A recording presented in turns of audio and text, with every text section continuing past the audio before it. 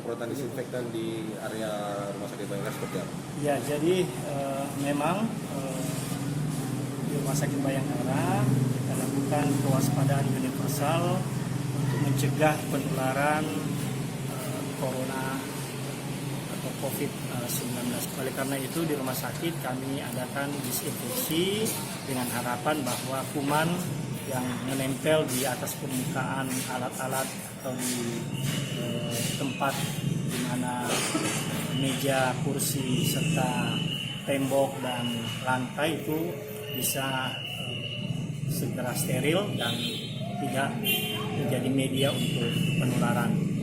Ada aturan baru diterapkan.